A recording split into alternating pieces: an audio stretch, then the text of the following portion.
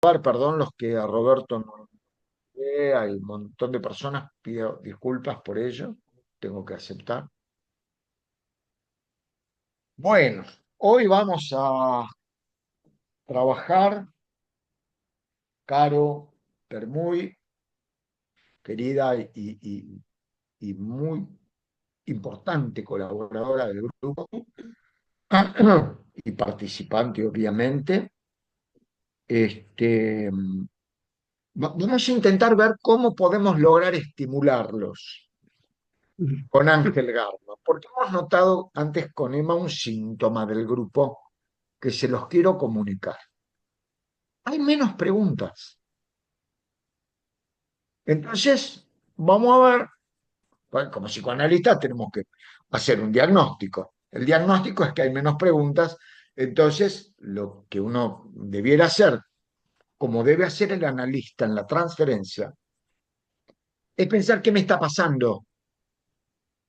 Sí, sí, sí, Yo creo que hay menos preguntas escritas, yo noté algo de esto también, pero que por ahí hay más interacción. En el momento, por ahí probable. hablamos, no sé, tal vez, justo venía pensando algo de eso.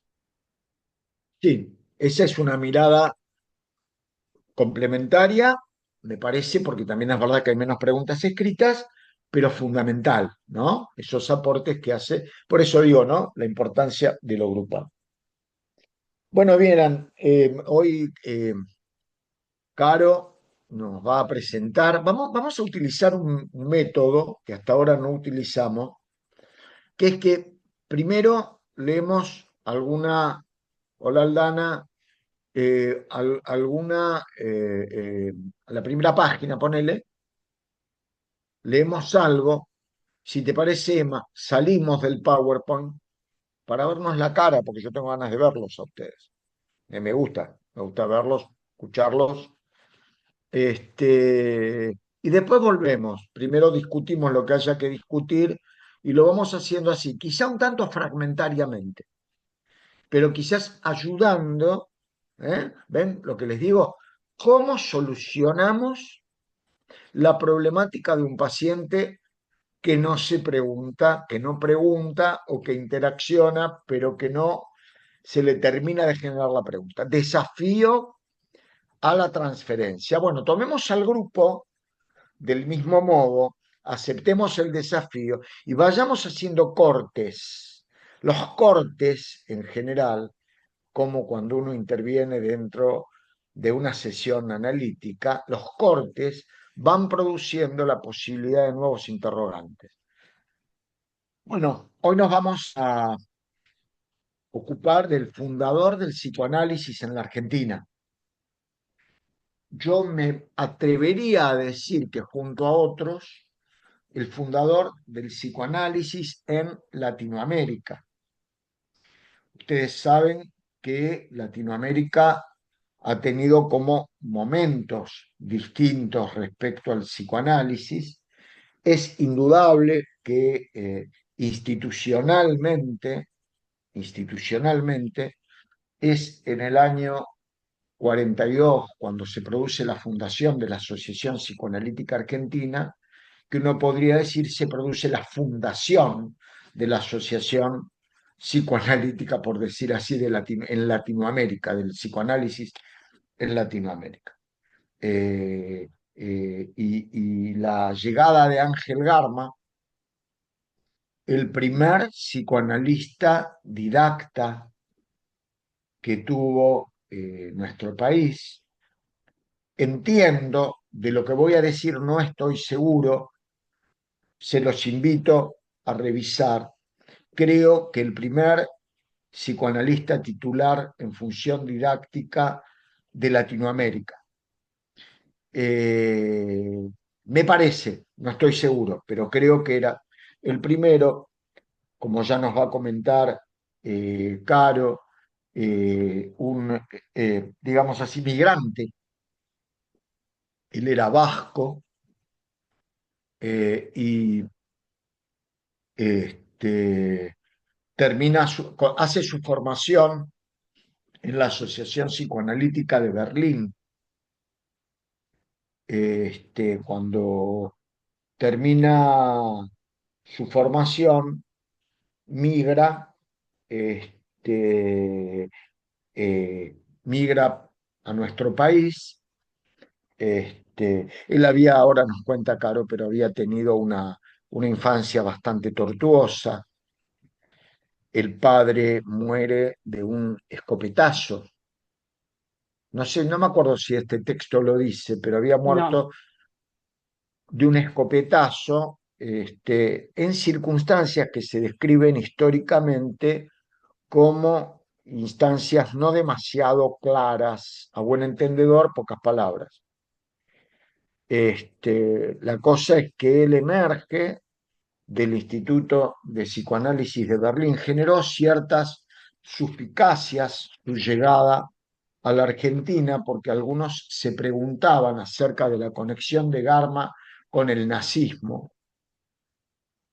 cuestión que quedó totalmente desvirtuada. Contaba, esto me lo contó en una supervisión, porque como yo les decía, hice 4 supervisiones. La segunda fue con, hola, fue con, a Lorena estaba saludando, Ale. Este, con José Tresesamsky. Pues yo hice una con Rubén Basili, la primera, después con José Tresesamsky, después con una mujer maravillosa, la única que estudió el canibalismo y el psicoanálisis del olfato, falleció hace unos años, Liliana Siauritz de Jacobi, y otra con Moisés Quijak, de donde sale lo que vamos a trabajar hoy. Querido Moisés Quijak, que cumple un día después que yo lo sé. La cosa es que cuando hice la supervisión, me mostró un libro, José, que tiene en el consultorio, que tiene la cruz esvástica. Entonces, a mí me llamó la atención eso, y me dice, ¿y sabes ese libro?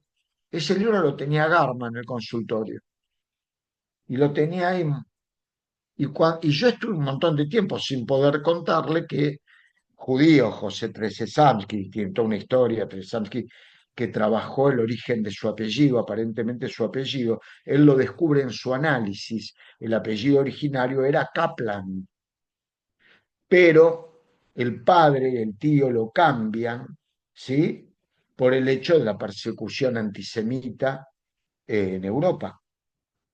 Y la cosa es cuando él ve eso, después de un tiempo le dice, mire, yo desconfío de usted, porque yo estoy viendo que ahí tiene una cruz esvástica.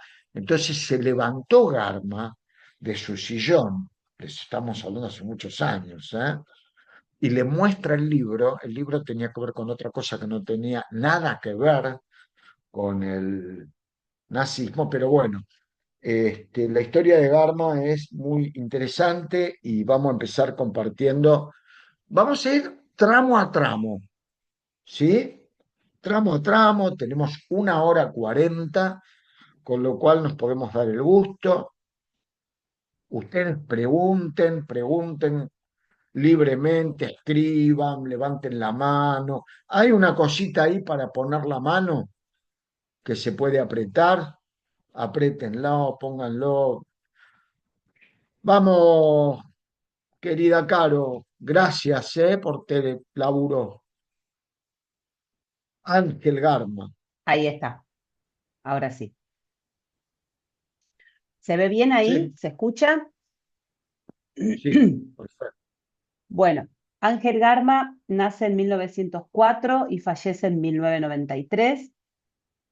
Se lo describe un poco con la palabra pionero, como quien honra a quien comienza algo nuevo y prepara el camino para otros. Entre los fundadores del movimiento psicoanalítico argentino, el doctor Ángel Garma ocupa un lugar prominente como un verdadero pionero de esta disciplina. Salgamos del PowerPoint. Ahora volvemos a entrar. Ahí está. Acoto. El Instituto de Formación de Psicoanálisis de la Asociación Psicoanalítica Argentina se llama Instituto de Psicoanálisis Ángel Garma. Cuando estábamos en instituto con el doctor Maruco, intentamos, cosa que la última gestión ha revertido, llamarlo Instituto clínico teórico de psicoanálisis, doctor Ángel Garma. ¿Eh? Y respecto a la palabra pionero, vos me lo reservaste, digamos así, al no decirlo, viene de la palabra francesa pionnier. Yo no sé francés, se imaginarán. Agata sé español, se imaginan, si voy a saber francés. Pionnier significa soldado de infantería.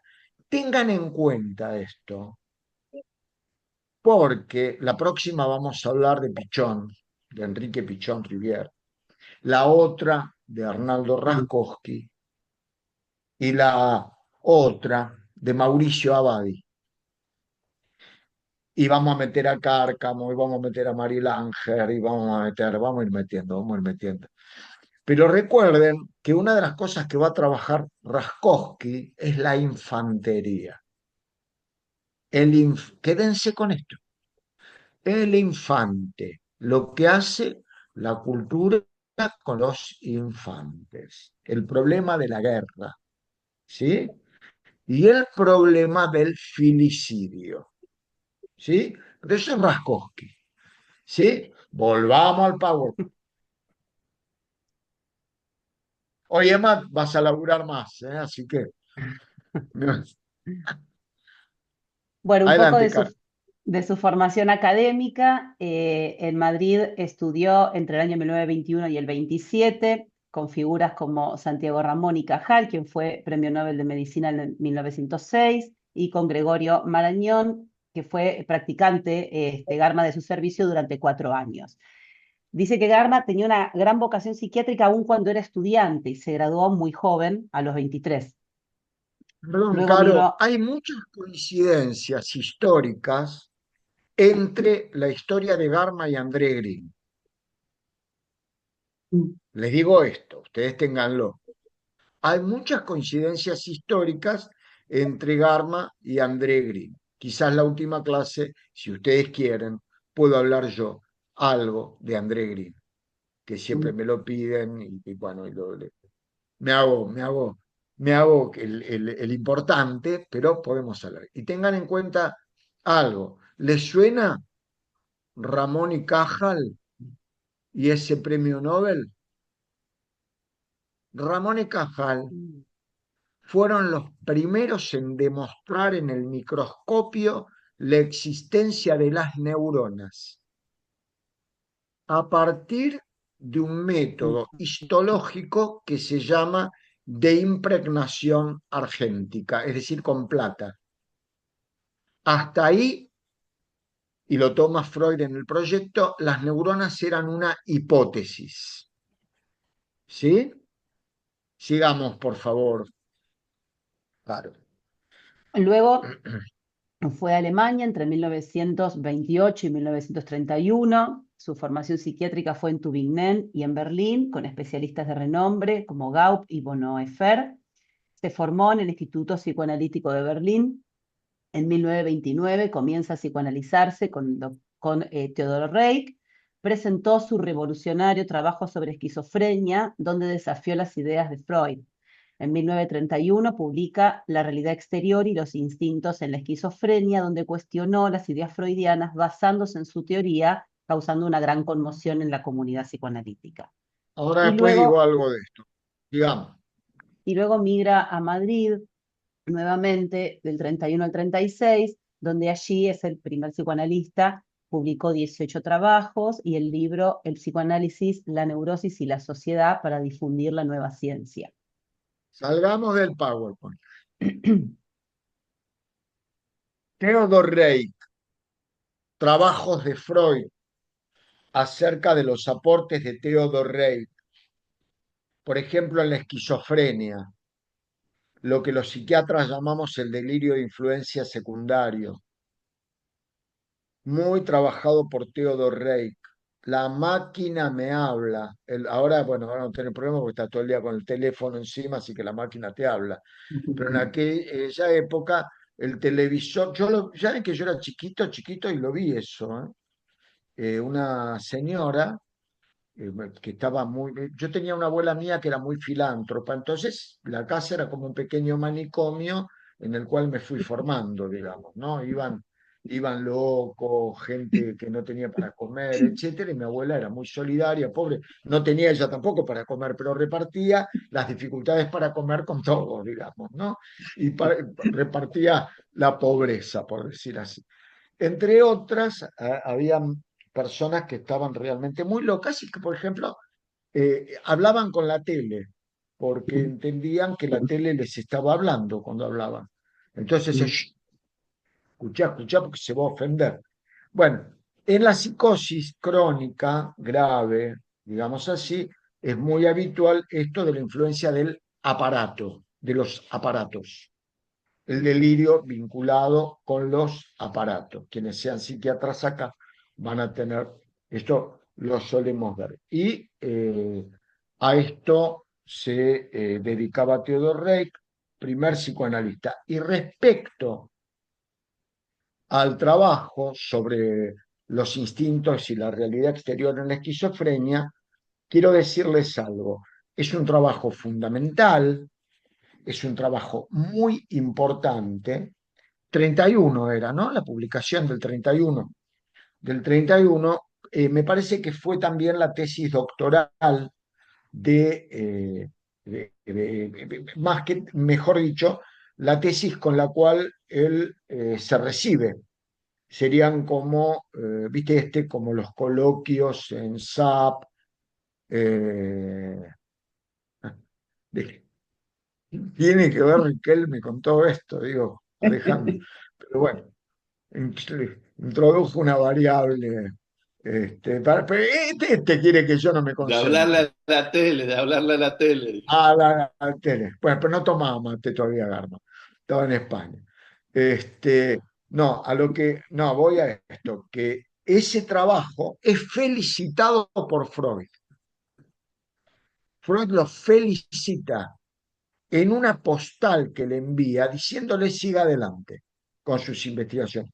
Y muchos dicen que la última parte de la obra de Freud, es decir, la que va del 30 y pico para adelante, fue, bueno, o sea, la última parte, se vio muy influenciada por el pensamiento de Garma. Que Garma influyó mucho en el pensamiento de Freud y en los futuros escritos. Volvamos al PowerPoint.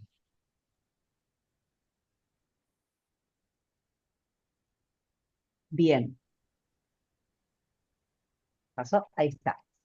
Eh, bueno, llega a Argentina en 1938, escapando de la Guerra Civil Española. Primero se refugia en París y luego emigra hacia Argentina, donde había familiares suyos. Aquí revalida su título de médico con Psicoanálisis de los Sueños, que es su primera tesis doctoral sobre psicoanálisis en América Latina. Y se encuentra y se une aquí con pioneros que estudiaban a Freud, como Pillon Riviera, Verasturi y Raskowski, entre otros. Que Funda, además, que además, para los que están tan llenos de pruritos hoy día, sobre los espacios compartidos entre el psicoanalista y sus pacientes, más allá de la transferencia analítica, de decir que no entendieron nada, porque la transferencia analítica es un vínculo particular, no tiene nada que ver, yo puedo estar analizando a alguien y esa persona puede estar perfectamente en un seminario que yo dicto, no hay ningún inconveniente. ¿Por qué? Porque no tiene nada que ver con la transferencia. La transferencia es la transferencia psicoanalítica. Este, Muchos de estas personas a las cuales se nombra, muchas de las personas a las cuales se nombra allí, fueron analizados de Garma, porque era el único didacta que había. claro. ¿Sí? Sigamos, por favor, perdonen. En 1942 se funda la Asociación Psicoanalítica Argentina, él es el primer presidente y fundador junto con Ceres Cárcamo y un dinámico grupo de pioneros argentinos. Dictó el primer seminario en el Instituto de Psicoanálisis que hoy lleva su nombre, que es este que decías vos, Daniel, ¿no? Que dijiste antes, Exacto. formando generaciones de analistas, participó en la creación y cooperó con diversas instituciones y centros educativos. Asistió a numerosos congresos nacionales e internacionales y permaneció activo hasta los últimos años de su vida. Que esto cuando lo armaba, digo, me pareció un montón, porque él muere en el 93. En el 90 publica el Tratado Mayor de Psicoanálisis de los Sueños, y en el 92 escribe el prólogo al libro de Betty Garma, y él muere en el 93, o sea, es como prácticamente, literalmente hasta los últimos momentos de su vida. Se casa con Elizabeth Godd, que fue pionera del psicoanálisis infantil, junto con Arminda Verasturi. Sí. Y acá empiezan los Una aportes. mujer divina, una mujer divina. Ahora vamos a pasar después de esta diapositiva algunas fotos, Emma, que yo te pasé para que compartamos. Sí. Ah, empezamos con los aportes a los sueños. Sí, Espera, salgamos del Power, por favor, Emma. A ver si. Ahí vamos. Perdón, hoy te estoy haciendo laburar un montonazo. Pasamos unas fotitos para verlo a Garma con su hermosa mujer, Betty. Ahí lo tenés. Este es un Ángel Garma jovencito, vizcaíno, siempre inteligente, simpático. Ahí lo tenés casi sobre el final. Es que es más o menos la época en la que yo tuve oportunidad de conocerlo, de verlo personalmente. Yo era muy pichoncito. Sí, bueno, ahí tenemos tres grandes figuras del psicoanálisis argentino. En el centro lo tenemos a Garma, a su izquierda a Arnaldo Raskowski y a su derecha al doctor Horacio Echegoyen, ¿no? El autor de, a mi gusto, junto con Racker, de los dos libros más importantes acerca de la teoría de la técnica psicoanalítica. Siguiente, por favor. Bueno, ahí tenés a Garma en su consultorio. ¿Eh? Cuando lo encontrabas leyendo, siempre dando conferencias, un enamorado, un apasionado del psicoanálisis. Y luego esta foto hermosa con Betty. ¿Eh? Betty fue su profesora de inglés.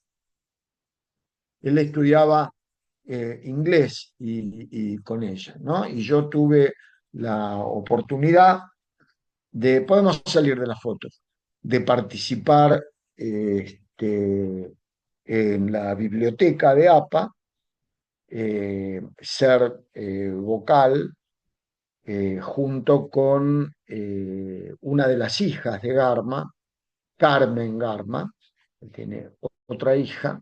Y bueno, ahí me enteré algunos secretos de los pioneros y quién era más aburrido y quién era malo y quién era bueno y quién qué sé yo y qué sé cuánto, que no los voy a contar porque me los contó Carmen en secreto y voy a mantener el secreto.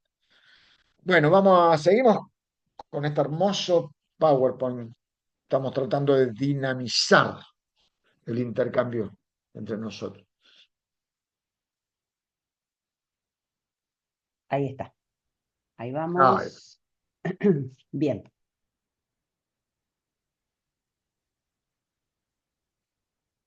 Bueno, acá está. Los aportes de Ángel Garma a la teoría de los sueños. Espérenme porque... Ahí está. Ahora sí. Según Freud, los sueños son intentos de realización en forma enmascarada de deseos prohibidos. El soñar es el guardián del dormir. Y las excepciones que Freud encuentra esto son los sueños infantiles, la realización directa, digamos, los deseos manifiestos son permitidos.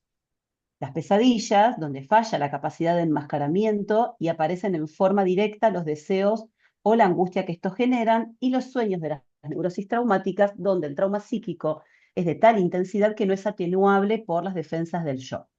Esta es la propuesta de está Freud. buenísimo. Está Garma, lo buenísimo. que, Las neurosis de guerra, por ejemplo, ¿no? Los sueños claro, de las neurosis de guerra. yo ahora no los veo, ¿eh? Así que cualquier cosa, Daniel, a ver, sí, bueno, después veo cómo vuelvo al Zoom. según Garma, los sueños son alucinaciones de situaciones traumáticas enmascaradas. Es una perspectiva completamente nueva. Los sueños de las neurosis traumáticas, dice, sirven como modelo para entender todos los otros sueños. Y él propuso que la realización de deseos es solo la fachada manifiesta con la cual las defensas del yo intentan enmascarar las situaciones traumáticas y así las situaciones traumáticas latentes, y así explica la génesis de la alucinación onírica. Bueno, perdón, una cosita, no sin salir de la pantalla. Ah, vuelvo. Tengan en Ahí está. cuenta esto. Para Freud y para Garma, esto es muy importante, ¿eh? Esto ténganlo en cuenta, si quieren cópienlo, lo que fuere, pero tengan en cuenta. Para ambos son alucinaciones. Ojo, esto es importante, Caro, ¿eh? Porque, ¿qué cumplimiento de deseo es en Freud? Es un cumplimiento alucinatorio de deseo. El sueño, dice Freud en las conferencias de introducción al psicoanálisis, acuérdense que una de las finalidades de este seminario nuestro es marcar cuáles son las coincidencias y las diferencias de los distintos autores que vamos abordando respecto de Freud. Entonces, nuestra base es Freud y nuestro punto de partida es Freud, pero no morimos en Freud, seguimos más allá, intentamos, por lo menos.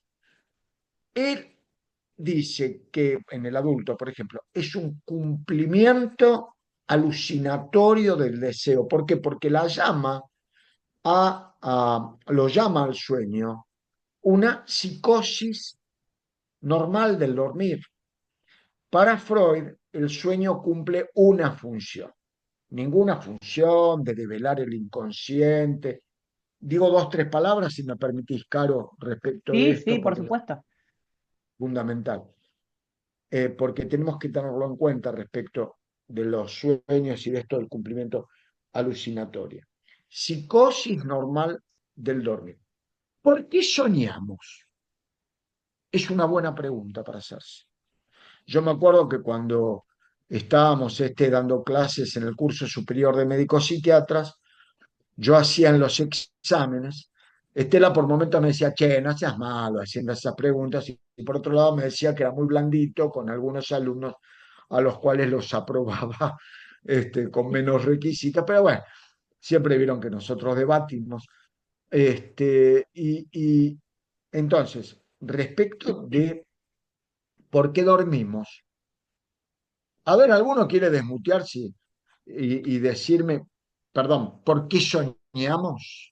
No dormimos. ¿Por qué soñamos? Ahí va. Pero a ver, vos justo, que decís ahí para dormir, sacale la pregunta, porque está bien. Ahora, ¿para qué? ¿Para qué? El dormir, ¿por qué dormimos?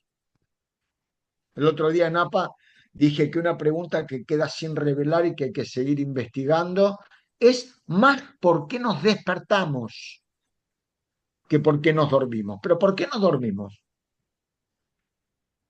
A ver, Para algún recuperar energía, aporte. pero no sé si sería muy ¿Cómo, biológico. cómo? Para recuperar No te energía, entendí. para ¿Qué haces recuperar justo? energía. Hola, ¿cómo andás? Buen día. ¿Cómo andás? Buen día. Sí, para... Para recuperar energía, digamos, para restablecer, pero A es ver, muy biológico. pensalo desde el deseo. No hay apuro. Para Para recordar. recordar, dice Lu. Qué lindo, ¿eh? Cuando hay este intercambio hermoso, me encanta. Porque el dormir, estuviste muy bien, justo porque muchos dicen para que el inconsciente se exprese. No, ese es un efecto secundario. Porque tenemos que satisfacer también un deseo preconsciente, el deseo preconsciente de dormir. Ambos soñamos porque si no nos despertamos. ¿Eh? Y les voy a tirar una pista para que piensen en el despertar. En el esquema del psicoanálisis, perdidito ahí entre medio, Freud dice, Me olvidé ayer de decirlo en el seminario de APA. Eh, Dice, relaciona el despertar con la voluntad. Deja un interrogante, que es pensar la psicopatología de la voluntad, que es algo que no está demasiado realizado. Pero volviendo a a la presentación hermosa que está haciendo Caro, tenemos ambos son situaciones alucinatorias. Ah, un cumplimiento alucinatorio de deseo. La otra, una alucinación de situaciones traumáticas enmascaradas. Es decir, siempre que hay, uno diría, la asociación libre también se detiene cuando un paciente relata el sueño, porque ahí hay una situación traumática. ¿Se entiende? Para Garma, siempre el sueño remite a la alucinación de una situación traumática que puede aparecer en la conciencia, por ejemplo, en la conciencia del sueño, a través de la formación de un sueño.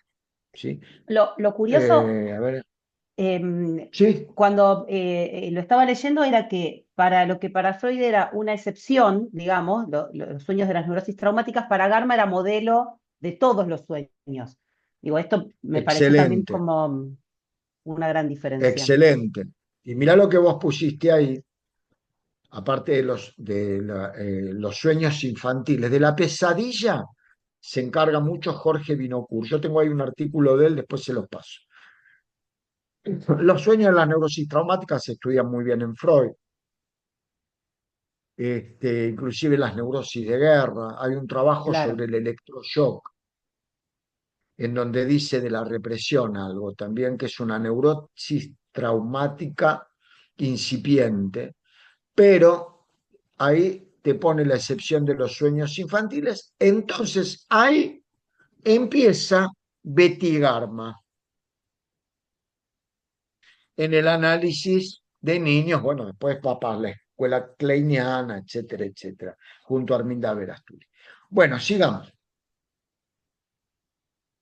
ahí vamos, esto, a chico, La próxima, la próxima. Continuamos con los aportes en la teoría de los sueños. Para Freud, el juicio de realidad es una función yoica que permite diferenciar estímulos externos de aquellos que provienen del propio psiquismo. Un estímulo es real, es decir, es exterior, si puede alejarse utilizando su aparato motor. Si proviene del interior, como el hambre, y su musculatura resulta ineficaz, lo considera interno. En el caso de Garma, para él el factor decisivo en la diferenciación de los estímulos es la utilización exitosa de los mecanismos de defensa. Y explica, es exitosa frente a los internos, como los pensamientos o fantasías, y fracasa frente a los externos, que serían los reales. Entonces él plantea, al dormir se debilitan las defensas, se toma el yo como real y los contenidos psíquicos traumáticos se reactivan como si viniesen del exterior. Así él explica la alucinación onírica. Eh, y después, o sea, perdón, ¿cómo? la realidad del yo al dormir, porque ¿qué pasa al dormir con el yo y el ello? Se pegan, se acercan, eso lo dicen muchos trabajos, Freud, se acercan, no están distanciados el ello y el yo, es como que tienden a unificarse, ¿sí? Por el rebajamiento de la represión, que sería el rebajamiento que produce la censura. Entonces el yo, entonces ahí va a partir Arnaldo Raskowski, ¿ven cómo está todo conectado después? Para hablar del sueño fetal, en donde, ¿cuál es la realidad exterior del yo? El ello. En el soñante, ¿cuál es la realidad exterior al yo? El ello. ¿Se entiende? Es distinto, pero no les quiero complicar la vida, sigamos.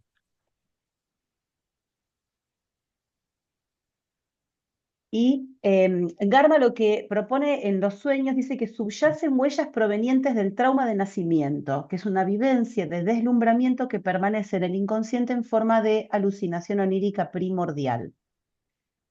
Y después, bueno, Freud se ocupa en la interpretación de los sueños de dos sueños típicos, como la pérdida del tren y los sueños de volar. Garma a esto les otorga un significado diferente. Y Garma se ocupa de sueños especiales como sueños en colores y con características visuales brillantes. Salgamos un segundito del PowerPoint. Acá tengo,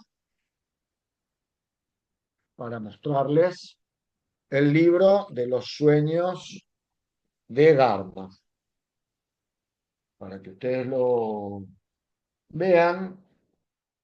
Esto lo compré en el Moyano, ¿cómo se llama? La venta de libros que hay al lado de la escalera. ¿Ven? Este es el libro de originario y no pude encontrarlo en el consultorio, lo debo tener ahí, lo debo haber estado trabajando y me olvidé dónde lo puse. Las nuevas aportaciones a la teoría de los sueños, en donde hay muchos sueños excepcionales, en donde dice que cuando soñamos, por ejemplo, con líneas que se entrecruzan, hay una alusión a los genitales, etc. No obstante, vamos a hablar 2 segunditos del simbolismo de los sueños.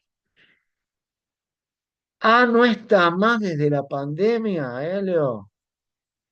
Qué pena, qué pena. Compré cada libro importante. Qué lástima, tenía de todo. Lo que le pedías, el pibe te lo traía. De todo, de Qué todo. lástima. Qué pena, qué pena. La verdad es una pena.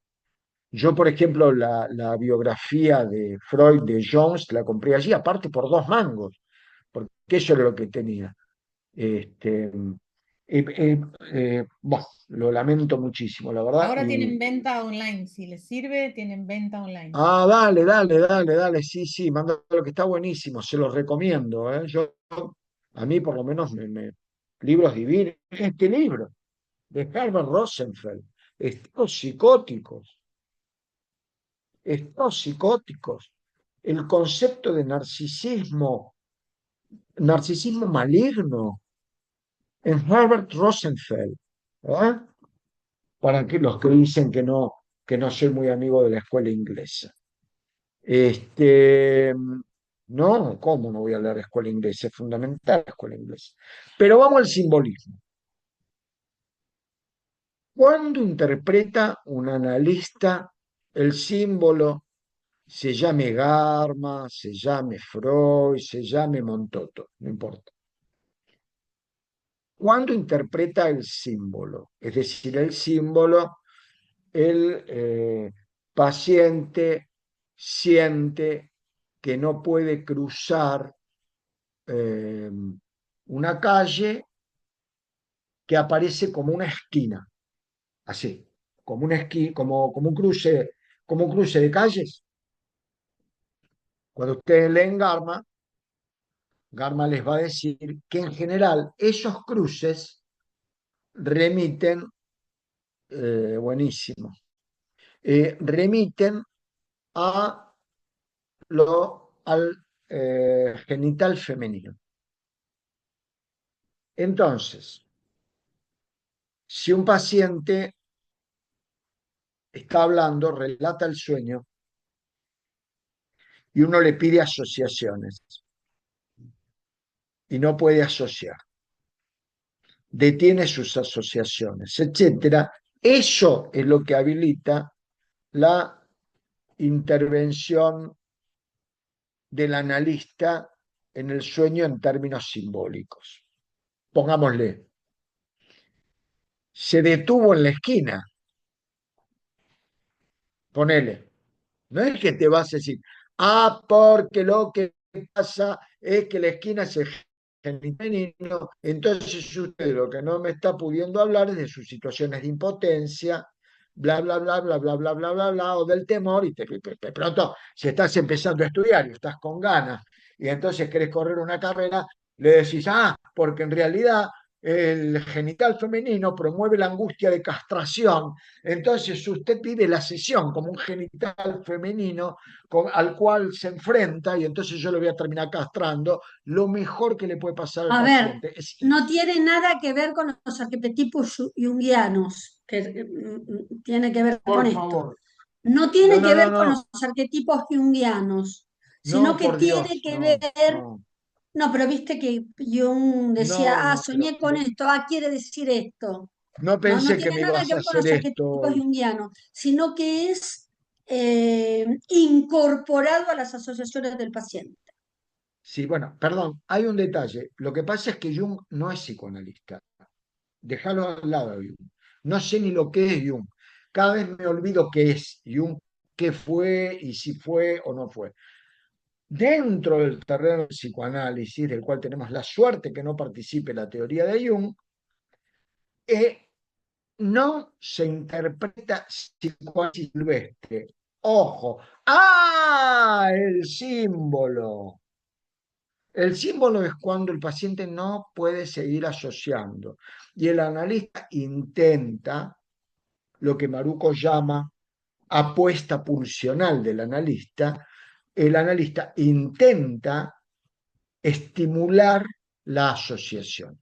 El paciente no asocia y uno se acerca al símbolo. Eso parece ser una calle que le cuesta cruzar. Ponele, ¿no?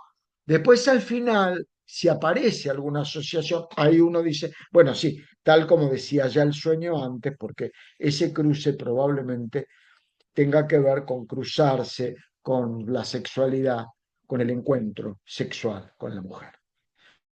Óscar, por favor. Yo pensaba que a veces, a lo mejor, por ahí uno hace ese tipo de intervención, por ejemplo, y a veces el paciente hasta puede decir, no se me ocurre nada, y no sé, y sí, ¿no? Y después habla o relata alguna situación X de su vida cotidiana, digo, y ahí a lo mejor también se le puede hacer como este enganche con el sueño y no necesariamente hablando de algo del sueño. Sí, claro, cuando el paciente hace un comentario después que no se me ocurre nada, pero habla después de alguna otra cosa Claro. cotidiana, en general ahí se toma como una asociación del sueño.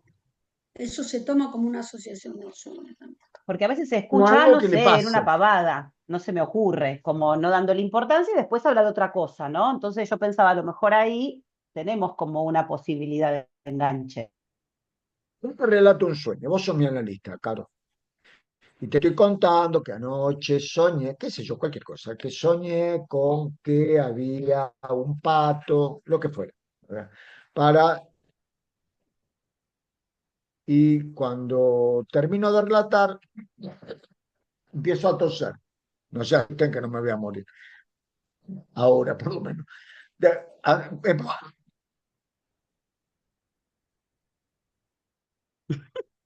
es eso, a ver. ¿Es material o no es material? ¿Qué les parece a ustedes? Y sí, si viene tan así, yo diría que sí, pero a lo mejor me apuro.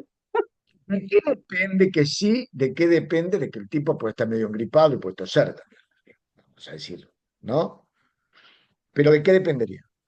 De que luego corrobore uno que hay un obstáculo que habla de la presencia de obstáculos, con lo cual es la tos podría ser parte, pero uno no le va a decir, es jodido este tema para usted. Mire cómo se pone a toser después de relatarlo. Una locura.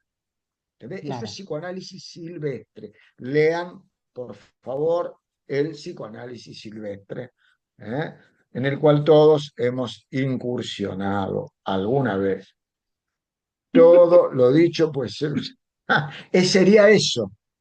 Entonces el paciente lo que hace es callarse, que es lo mejor que le puede pasar. En realidad lo que mejor le puede pasar es irse y buscar otro analista, pero si no, también le puede pasar eso. Sigamos, por favor, con el Power.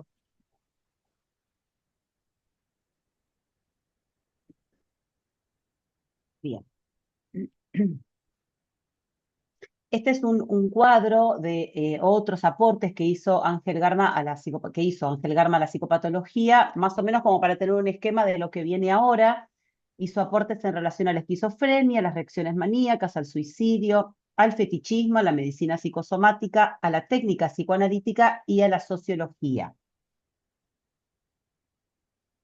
Bueno, Con respecto a la esquizofrenia, la teoría freudiana tradicional sostenía que en la psicosis el ello, aliado al yo y al superyo, triunfa sobre la realidad externa, generando síntomas como la megalomanía, alucinaciones y delirios como expresiones de este triunfo del yo sobre la realidad externa.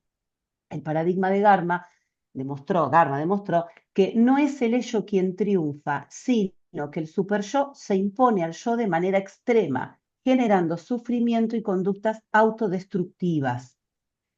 El alejamiento de la realidad surge del sometimiento superyoico extremo, no de la retracción narcisista de la libido al yo.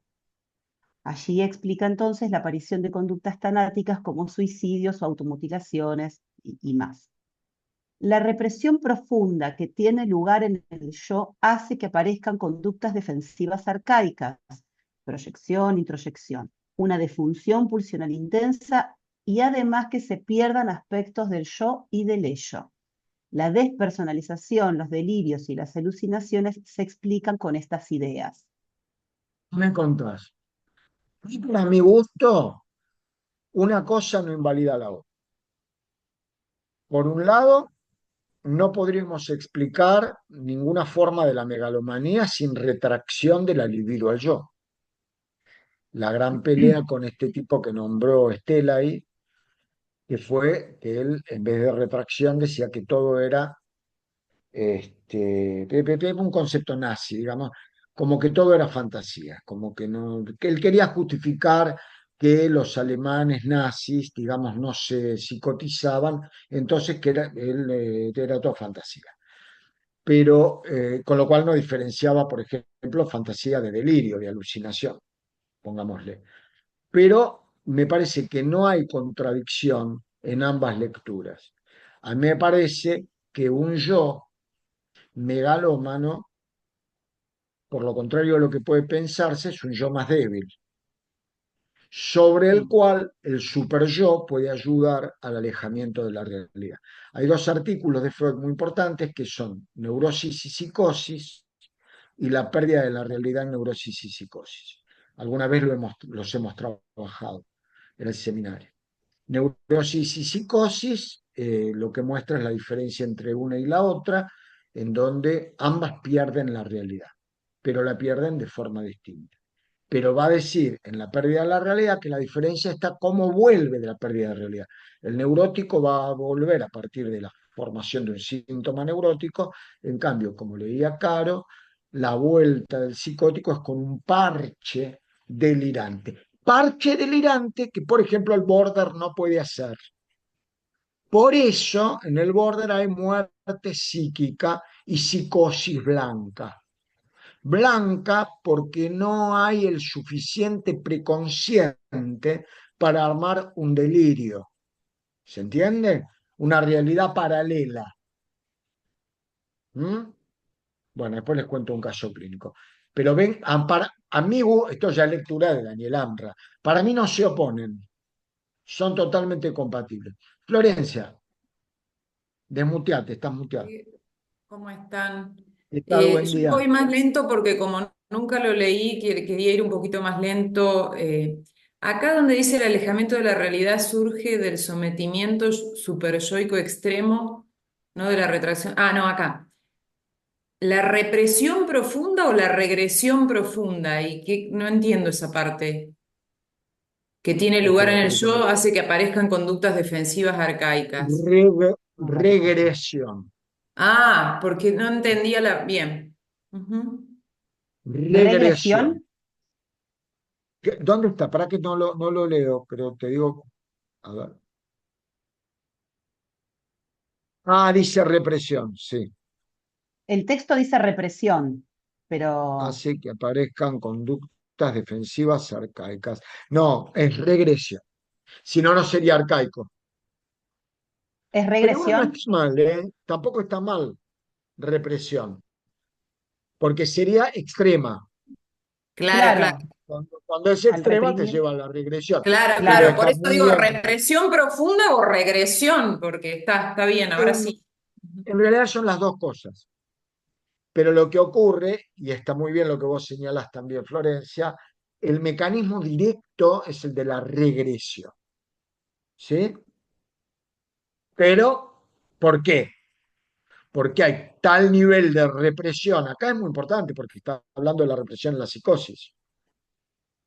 Del grado de represión es tal, pero también lo hace al final del capítulo 5 del esquema del psicoanálisis. Freud, cuando compara neurosis y psicosis, dice no busquen demasiadas diferencias en cuanto a la represión. Pero la regresión te lleva para atrás, te lleva a lo infantil, digamos, a lo arcaico. Si ese debe ser un error del texto que a mí se me había pasado por arriba. Así que muchas gracias. Sigamos, por favor. Acá se plantean las diferencias, espérame que voy a salir de acá. Ahí está. Respecto de la megalomanía, para la concepción freudiana, resulta del retorno de la libido al yo, incrementando el narcisismo secundario y generando grandiosidad.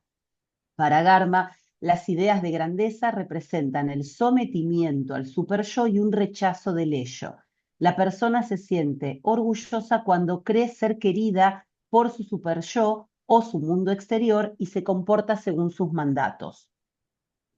Ustedes irán viendo que el principal punto es la intervención del superyo en Garma. ¿Cómo considera a la intervención del superyo? Esto hace revolucionaria a esta visión, pero nuevamente aclaro algo. No hay psicosis sin megalomanía del yo. La única diferencia es por qué mecanismo.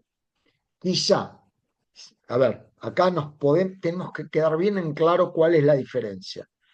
Pues, más allá, digamos, del excelente desarrollo que está haciendo Caro, en Freud la diferencia es económica, tiene que ver con la carga que se carga, hay una sobrecarga, una sobreinvestidura del yo, que lo hace megalómano. En Dharma hay un conflicto entre instancias, ¿entienden? No tiene por qué, y a mí, que me hago el canchero con estas cosas, me gusta decir que el sometimiento entre instancias produce el problema económico de que la libido, vamos a decir así, regresione, como aclaraba Florencia bien, y sobreinvista al yo. Entonces, porque la consecuencia es la misma. El yo mira al yo. Claro. ¿Entendés? El resultado no es distinto. Y no tienen por qué no complementarse. Les tiro un chivo, por si tienen ganas de escribir. Nadie habló de la complementariedad entre ambas obras, entre la obra de Freud y la obra de Gardner. Así que los invito a escribir. Sigamos, por favor.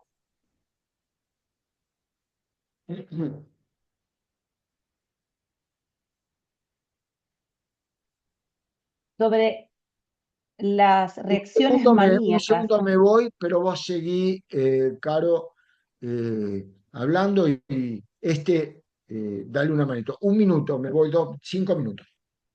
sí. Voy bien. Freud considera que en la manía el yo y el ideal del yo se hallan confundidos. El individuo se encuentra en un estado de ánimo de triunfo y de satisfacción consigo mismo sin ser molestado por autocríticas. Disfruta de la abolición de sus inhibiciones, sentimientos de consideración hacia los otros y sus autorreproches. Para Garma no se da tal liberación. La severidad del superyo es mayor aún que la melancolía. Los mandatos tanáticos son enmascarados como si fuesen realizaciones vitales. Las reacciones maníacas son la alegría masoquista del yo por el triunfo mediante engaños del superyo. Para Garma, el maníaco inconscientemente maltrata a los demás de la misma manera en que su superyo lo obliga a maltratarse a sí mismo. Y él propone una triada defensiva que opera en la manía. Él habla de la negación, donde el yo niega lo vital por este sometimiento superyoico, de allí la sensación de ser querido por el superyo, de ahí la omnipotencia, como el niño que complace a sus padres, y la idealización, en tanto lo tanático es percibido como placentero por el yo sometido.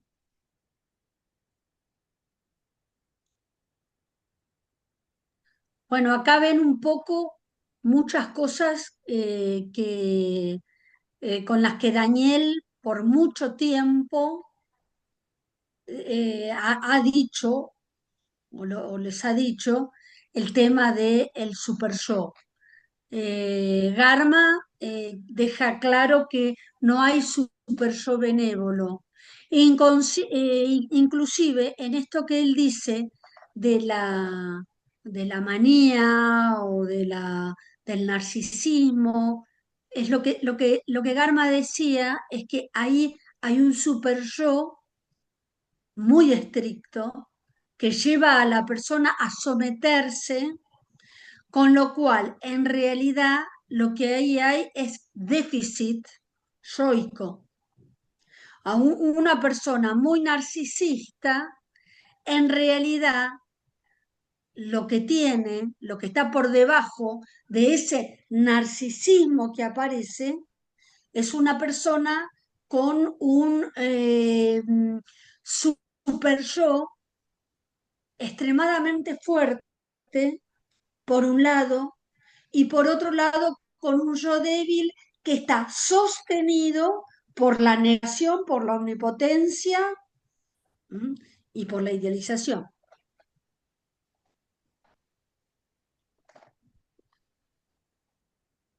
Sería como una máscara. Tal cual, detrás Mira, hay una frase que es cliché, que dice, dime de lo que alardeas y te diré de qué careces. Bueno, Tal cual. en general, las personas muy narcisistas que dicen, porque yo pude lograr y esto y aquello y lo otro, y yo sé, y soy el mejor teórico y demás, en realidad están compitiendo con otros teóricos o están compitiendo porque necesitan que vean lo que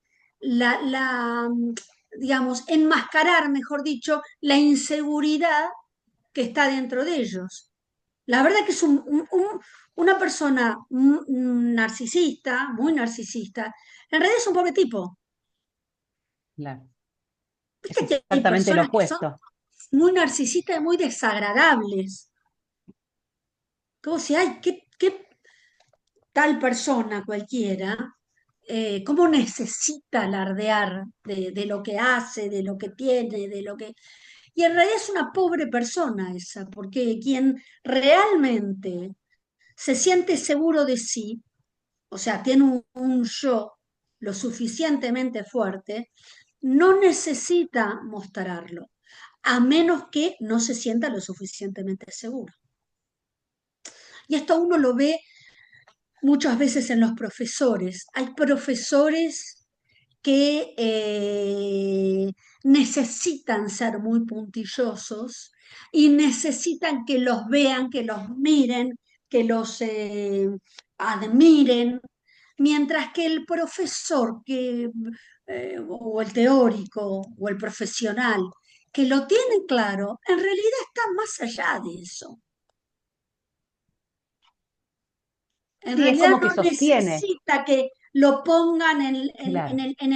en la mesa, en el panel, con todos eruditos, porque si no le van a bajar el precio a la mesa, sino que se siente seguro de la teoría de él o de ella, da presenta su trabajo y se queda tranquilo y respeta y no compite. Ahora, Pero yo uno ve pensaba, en nuestra profesión mucha gente que compite a ver quién sabe más, y ahí vos decís, ah, bueno, ahí hay un yo que no está lo suficientemente bien armado y que hace que esa persona tenga que ocultar, porque en el narcisismo se oculta el sentimiento de inseguridad en realidad.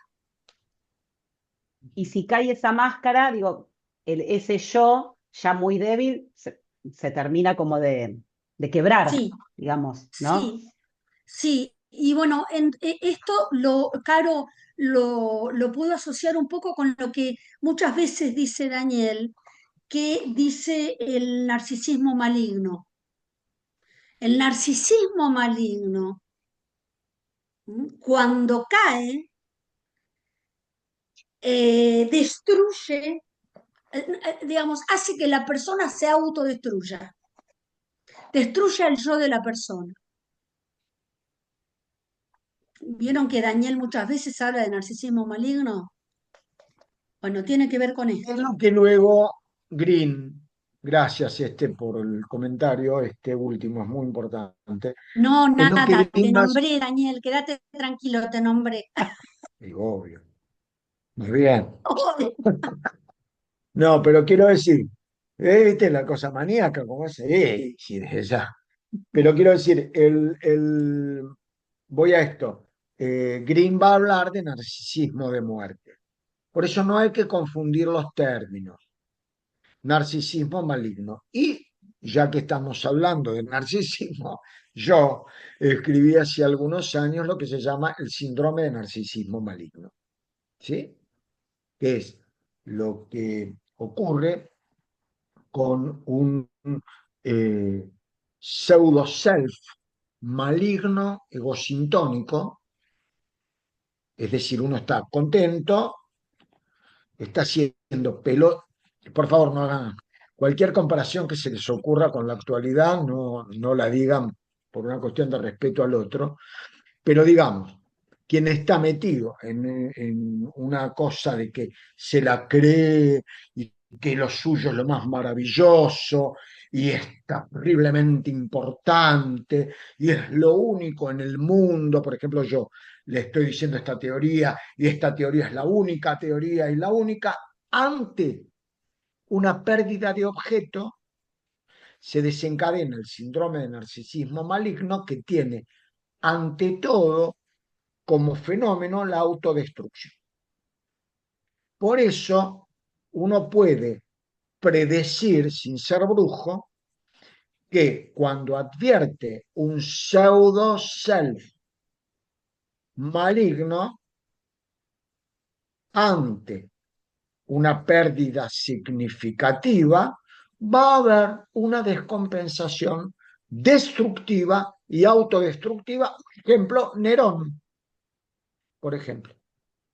¿Sí? Otras comparaciones corren por cuenta de usted.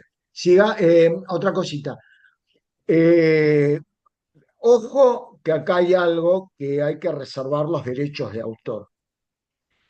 Esta tríada, negación, omnipotencia, idealización, y yo agregaría, aparte de decir que es de la manía, agregaría negación maníaca. La llamaría negación maníaca porque no es la negación de Freud. Esto es de Klein. Esto que toma Garma lo toma de Klein. La negación, la omnipotencia y la idealización. ¿Eh? Del mismo modo en que la manifestación clínica es control, triunfo y desprecio. Que es correlato, porque la negación para Freud es otra cosa, es muy complejo. ¿Cuál es la diferencia de la negación para Freud de la negación para Klein? La negación para Freud es que no hay no. Por ende, todo lo que digo que no es una afirmación. Trabajo de 1925, 100 años este año, la negación. Perdón. Oh, no, perdón, otra cosita. Y acá estamos hablando de Perdón, no terminé el narcisismo. concepto. No terminé el Perdón, concepto. perdón. No terminé. Pero la negación en Klein, para diferenciar las dos teorías, ojo, es otra cosa. Tiene más que ver con la desmentida. Por ejemplo, yo cruzo la calle y me pisa un auto porque no lo veo, no veo al auto. Ponele, puedo ser ciego también y no tomé la precaución, pero pongámosle que vea y no lo veo. Eso para Klein es una negación, es una desmentida de la realidad. Para Freud no, es un proceso del pensamiento. Ojo, porque esto es fundamental, ¿eh? Pues decimos negación y pensamos que estamos hablando de lo mismo. Yo estudié mucho, mucho, mucho este tipo de temas, ¿eh? Con Rodolfo Dalvia, que tomaba el tema de la fantasía en Freud y en Klein. No es lo mismo. Y acá Garma se la juega más por Klein. Sí, decía salud. No, no, yo también quería hacer una aclaración, porque acá estamos hablando de narcisismo, pero la patología narcisista. No estamos hablando de la constitución del sujeto, narcisismo primario, narcisismo secundario. No, acá estamos hablando de la patología narcisista. Digo para que no se Ni confundan. tampoco estamos hablando de lo que Green llama el narcisismo de vida, o lo que otros llaman narcisismo trófico. Hay narcisismo trófico, narcisismo tanático, narcisismo de vida, narcisismo de muerte. Si nos ponemos a hablar de todas las formas de narcisismo que existen, no terminamos más. ¿Sí? Vayamos a la próxima diapositiva, por favor. Hago una pregunta, por ahí no tiene nada que ver, pero cuando lo leía, esta frase, que el maníaco para Garma inconscientemente maltrata a los demás de la misma manera en que su super yo lo obliga a maltratarse a sí mismo, me recordó la frase esta de Freud que el niño activamente muestra lo que ha vivido pasivamente. Digo, por ahí no tiene nada que ver, pero cuando la leí, Todo que me resonó esa otra Bien, y frase. justo articulás, mirá vos, ¿no? Como vos articulás con lo que decía Florencia hace un rato. Es impresionante, porque para que pase eso tiene que haber regresión. Para que el maníaco trate como se siente tratado, está perfecto lo que decís. A ver, pasa que yo me enfervorizo con estos temas, me gustan tanto. Me producen como una especie de erotismo sublimado. Digamos, digo esto, ¿qué hace el super yo? ¿Qué le hace el super yo al yo? Lo instiga, lo instiga en el extremo de la locura, el asesino, el paranoico asesino. Se siente en peligro ante su super yo. Entonces, este super yo lo instiga.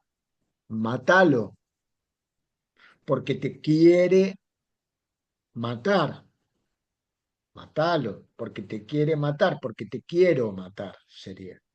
Mátalo, entonces termina muerto o en cana. Cuando me fui a preparar un cafecito, vine, me escribió un paciente. Los voy a reventar a todos, los voy a matar a todos, porque mi hermano anoche se comió el sushi que yo había preparado para comer con mi novia, comió una parte él. Y lo voy a matar a él, a mi mamá. Bla, bla, bla. Yo tenía que volver, así que le dije, mira, matalos, pero date cuenta que vas a perder tu novia, a la que querés tanto y que te quiere tanto. Así que pensá si querés perder tu novia o no, porque no creo que pueda estar en la cárcel con vos tu novia. Dale, Daniel me escribió. Entonces, digo, es una intervención en la emergencia, digamos. Y me trato de quedar tranquilo. Dentro de un rato, cuando terminemos, veremos lo que pasó. ¿Yo qué puedo hacer ahora? ¿Me voy a ir a la casa a decirle que no mate a nadie? No puedo. Después, en todo caso, salgan en defensa mía ustedes cuando me quieran juzgar porque no atendí el homicidio lo suficientemente. Esperemos que no haya homicidio. Bueno, sigamos, por favor. Buenísimo cómo está circulando esto.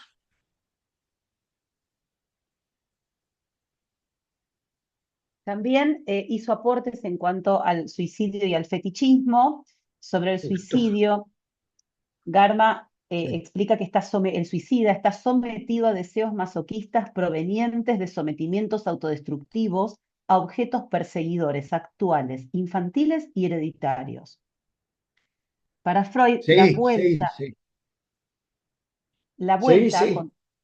contra el propio sujeto de impulsos agresivos hacia otra persona, sumado a una identificación melancólica con un objeto, pero es lo que explica el suicidio. En cuanto al fetichismo, contrario a Freud, Garma sostiene que el conocimiento del genital femenino es primitivo. Las prohibiciones posteriores desarrollan la angustia de castración. El fetichismo es producto del sometimiento al complejo de castración, no una forma de superarlo.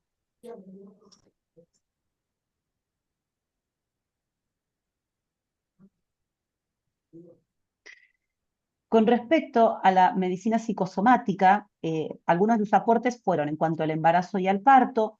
Los vómitos del embarazo revelan rechazo inconsciente. La fantasía subyacente es el feto es deforme o monstruoso, proyección del complejo de castración femenino. Perdón, En cuanto a a la ver, cefalea, justo, anda ahí pelando a Lieberman, a vos que te gusta tanto. Sí, sí, sí, por favor, perdón. en cuanto a las cefaleas, explica, los escotomas jaquecosos son alucinaciones que enmascaran conflictos reprimidos con componentes masoquistas anales desplazados a los ojos. En cuanto a las úlceras Perdón, una cosa, gástricas, Caro, no me quiero sí, perder de decirles algo que les puede servir. Habitualmente, esto yo lo estudié antes de recibirme inclusive, y ahí me empecé a dar cuenta que me interesaba lo psíquico, porque cuando en la clínica Sardá, la maternidad Sardá de acá de la capital, la obstétrica, hice la cursada estudiando medicina de obstetricia, aparecía el tema de los vómitos incoercibles de la embarazada. Y lo que escuché una clase hermosa del servicio de psicopatología, de psiquiatría en realidad, y un par de analistas, en donde planteaban la intensidad y la profundidad. Por favor, chicas, no se me hagan la cabeza con esto. La profundidad y la intensidad de los conflictos con la madre en la presencia del vómito incoercible. ¿Sí? No del vómito normal. Todas las mujeres tienen náuseas, vómitos, etcétera. Y después empiezan, vieron las fantasías, que porque es una nena y como tiene el pelo largo, entonces vomita más, y porque viste esas cosas de la mitología. Pero lo que uno logra advertir es que la intensidad de cierta conflictiva con la madre es muy intensa en el tema del vómito incoercible. Incoercible significa que no lo puede parar ni con reliberando venoso, con nada. O sea, no para. No puede parar de vomitar y a veces duran los 9 meses. ¿No? No es para asustarse, pero para tenerlo en cuenta. Y las cefaleas, qué bueno, ¿eh? El tema de las cefaleas en Garma, cómo lo toma, ¿no? Sí, sigamos, por favor, y ¿las perdón. cefaleas son las migrañas o es otra cosa? Describe distintos tipos de cefaleas. Hay un trabajo muy lindo, yo ayer les mandé toda la bibliografía que hay en APA sobre Garma, por lo menos en la revista de psicoanálisis, y uno es de las cefaleas. Y hace poco tiempo tienen posibilidad, búsquenlo, en la institución GEA, que conducen Alicia Carrica, Celia Bushner y Estela Oneto, hubo una presentación sobre las cefaleas y si lo logran conseguir, creo que ahora con esto de Mercado Libre se puede conseguir fácil. Y en realidad son libros que la gente tira, porque la modernidad es la modernidad. El librito Psicoanálisis de las cefaleas de Ángel Garma, es un libro así chiquitito, se leyó Eric Fromm, sé si leyeron El arte de amar, es más o menos como El arte de amar, es así cortito y de un espesor así aproximado, en donde te plantean las distintas posibilidades de las cefaleas, ¿sí? Igual yo les digo algo, cuando alguien viene con cefaleas, cefaleas y cefaleas, cefaleas, que vaya al neurólogo Claro, y que vaya al médico, se tome la presión, no va a hacer un análisis de la cefalea, que el ojo, etcétera, etcétera, sino que primero que vaya al médico. Primero siempre hay que descartar clínicamente. Después hablamos, ¿sí? bien. Sigamos, por favor. Con respecto a las úlceras gástricas, dice que es el resultado de conflictos edípicos no resueltos. El ulceroso está fijado a una madre que estimula, pero prohíbe el progreso genital. Significaría que prefiere otra mujer. Se traslada a la etapa más arcaica, la oral digestiva, el conflicto edípico. Entonces, ahí tenés de vuelta el concepto de regresión, ¿sí? Ha hecho innovaciones en la técnica psicoanalítica. Él habló de las interpretaciones perjudiciales y las explica. Agudo que hiciste, Carolina, no puedo creerlo. Yo no lo había dicho. La verdad no había visto el PowerPoint. Me estoy enterando junto con ustedes del PowerPoint, ¿eh? Y yo no puedo creer tu capacidad de síntesis y aparte lo claro todo. Sinceramente te felicito, ¿no? Gracias. Porque hay un desarrollo que puntúa muy bien. Estamos casi sobre el final del PowerPoint, si no me equivoco, le faltarán, qué sé Sí, yo, 3, 4 páginas, 2, 3 páginas. Yo no puedo ver acá cuántas faltan, pero la verdad que me parece muy asombroso, ¿no? Tu trabajo, me parece bárbaro. Muy bueno, te gracias. felicito. No, por favor. Él explica lo que llama la intención terapéutica de la siguiente forma. Él dice, el paciente comprende que su masoquismo proviene de sometimientos a objetos perseguidores y ha dañado su comportamiento con objetos externos, internos y consigo mismo. Se logra este insight sin caer en la culpa característica de la posición depresiva kleiniana.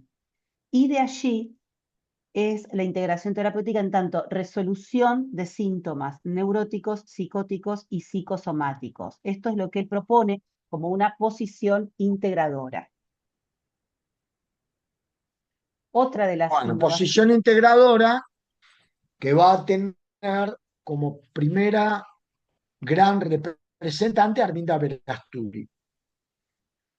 Decirles, porque sería posición esquizoparanoide en Klein. Luego, posición depresiva. Arminda le agrega posición integradora. El psicoanálisis contemporáneo subraya el concepto de integración. La integración de teorías, la integración de doctrinas. Y una pequeña salvedad de una palabra que usaste, que está perfectamente usada, a la que nos manda Garma, que es comprender, porque la comprensión, hay que tener mucho cuidado cuando uno habla en psicoanálisis de comprensión, porque puede deslizarse al concepto de completismo, digamos así, cognitivo-conductual, que está perfecto dentro de lo que es el abordaje cognitivo-conductual. Ahí está perfecto. Comprende, comprende. En psicoanálisis, comprender que yo escribí un trabajo que se llama Creer y Comprender.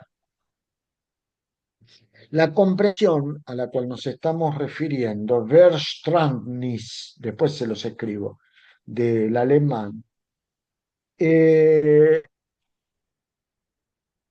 ¿qué comprende uno? Por ejemplo, uno en un momento determinado comprende la diferencia entre los sexos. Se comprende. Uno comprende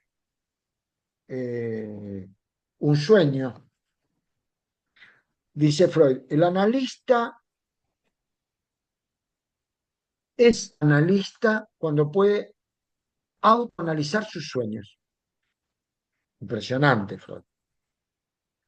Del autoanálisis de sus propios sueños. ¿Cuándo te podés decir, bueno, puedo ser psicoanalista? Es una forma de decir. Cuando podés interpretarte tus sueños, vos mismo. Eso lo dice Freud, lo digo yo. Pero la mejor noción del concepto comprensión en psicoanálisis la da Lacan en el seminario 3 de la psicosis. Él denomina a la comprensión esclarecimiento. Esto yo lo estudié cuando estudié Lacan, con la que fue presidenta de la Escuela de Psicoterapia, la licenciada Perla Albaya, con la cual supervisamos con Estela durante varios años, inclusive yendo con nuestro primer hijo. Perla, un día, porque para el 2001 yo me vi con el despelote que había en la Argentina promovido a escribir un trabajo sobre la Argentina hoy, decía en aquel momento, 2001, creer y comprender, ¿no? Porque se acuerdan que era un despelote, un caos terrible, todo el panorama social, socioeconómico, etc. Entonces supervisé con ella el trabajo que iba a presentar. Y ahí ella me acercó la lectura en el seminario 3 de este proceso de comprensión psicoanalítica que es esclarecer, es el esclarecimiento, es decir, despejar lo reprimido, despejarlo de represión, sería eso. Bueno, quería hacer esta acotación, perdón, sigamos. Ya está, esta ya está. Vamos a la Esta ya otra. está. Acá. Garma propone, él lo que dice es que identifica este patrón resistencial de 3 resistencias del final del tratamiento que emerge cuando el tratamiento se acerca exitosamente a su fin, requiriendo interpretaciones repetidas y trabajo elaborativo intenso. Y habla del duelo intensificado, que sería el llanto o la angustia por perder al analista, la fobia a la mejoría, que son las reacciones inconscientes ante el cambio positivo, y el rebajamiento analista intenta disminuir su valor o autoridad. ¿Qué me contás? Eh, Sí, sí, sigamos. y hace aplicaciones sociales del psicoanálisis y él toma el antijudaísmo y las discordias entre psicoanalistas. Garma prefiere el término antijudaísmo al de antisemitismo y dice que el prejuicio surge de alguien sometido a su complejo de castración que proyecta esta situación en otros.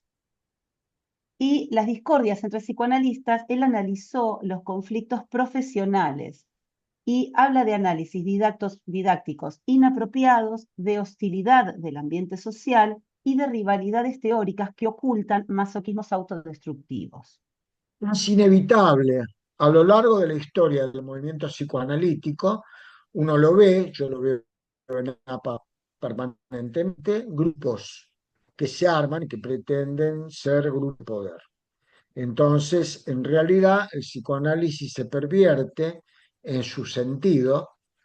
Por eso, Garma escribe este trabajo, pero también convoca a un simposio, no me acuerdo en qué año, que se hizo en APA, que se llamó Las discordias entre psicoanalistas. ¿Sí? Para ver por qué nos peleamos tanto. ¿Qué pasa que nos peleamos tanto? Los psicoanalistas, entre nosotros. Sí, Bueno, y muy después es bueno. como una pequeña síntesis del legado de Garma, sus primeros trabajos que fueron en... Perdón, Sí, Caro, un detalle, un detalle. En la anterior, cuando habla de las 3 posibilidades del final de análisis, fíjense que todo el mundo cree que los únicos que se ocuparon del final de análisis fueron los lacanianos. Vieron que el fin de análisis es el tema lacaniano que más gusta. Yo le voy a contar mi experiencia. En el final de los análisis, lo que suele ocurrir más que nada de estas tres opciones que presenta, por ejemplo, el primero es más común en el melancólico, en personas con tendencias melancólicas, el último en el paciente con más tendencias narcisistas. El que más habitualmente se ve es la fobia. Se genera sobre el final del análisis algo del orden de una fobia, ¿sí? Cuestión fóbica respecto de qué va a pasar en la vida sin el analista, qué le va a pasar al analista, temores relativos, es una característica muy importante del final de análisis, que además es una forma de enfermarse para no dejar análisis. ¿Se entiende? Para proseguir con el análisis. Está en la buena praxis del psicoanalista, si consideras que se ha llegado a la disolución de la mayor parte de los complejos, no aprovecharse de esta situación, elaborar la situación fóbica y permitir, llámenlo como quiera, el alta, el lacaniano dirá el pase, lo que como lo quieran llamar, pero también hay que saber terminar el análisis de algo, ¿sí? Porque si no hay una apropiación indebida, ¿se entiende? Y una prolongación. Yo he conocido personas que se estuvieron analizando sin necesitarlo 40 años con el mismo analista. ¿Me explico? Y acuérdense, el análisis es terminable e interminable. ¿Sí? Pero es terminable también. Sigamos, por favor, perdón. No, está bien.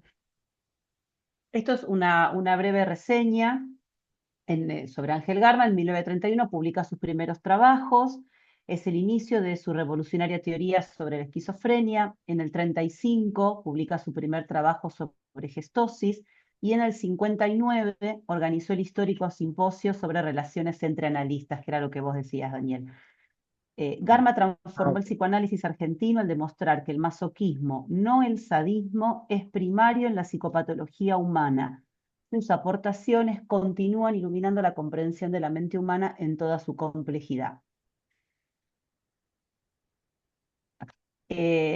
Tuvo más de 12 libros publicados, más de 100 trabajos científicos, y en 1990 tuvo su obra cumbre, el Tratado Mayor del Psicoanálisis de los Sueños. Sus contribuciones abarcaron desde la medicina psicosomática hasta la técnica psicoanalítica, dejando un gran impacto en la disciplina.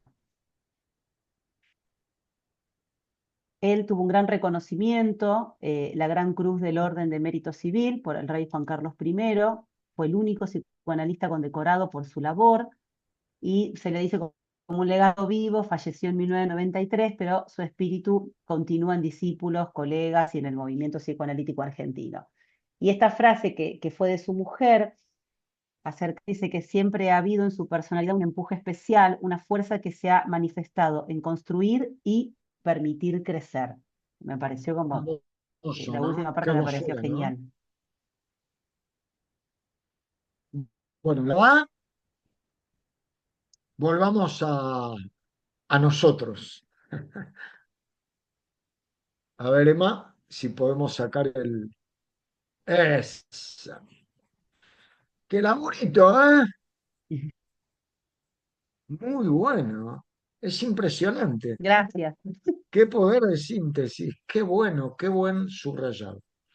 Bueno, les hago una pregunta. ¿Querés decir algo, Emma? Ah, porque tenés la Estaba mano aplaudiendo. levantada. Estaba aplaudiendo la presentación de Caro. Está buenísimo, la verdad. Muy bueno, muy bueno. Yo no lo tengo el PowerPoint, no sé si digo algo por eso. No lo tengo. Me gustaría tenerlo, pero no lo tengo.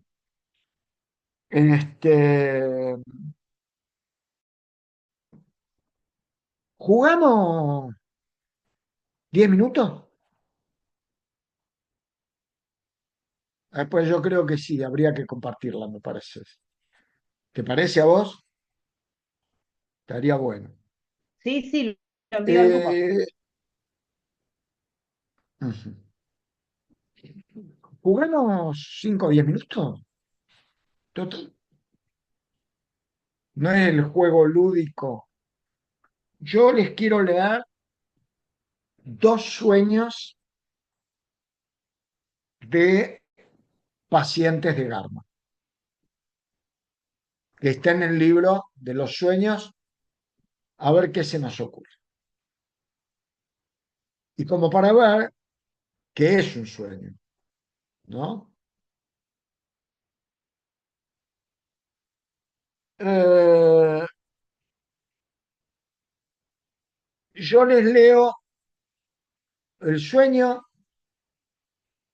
les leo el resto diurno, y cuando veo que empieza la interpretación, paro y vamos tirando entre todos ideas. ¿Puede ser? Si les parece. Por eso traje el libro de los sueños. Bueno, el primer sueño. Eh, voy en auto con otras personas,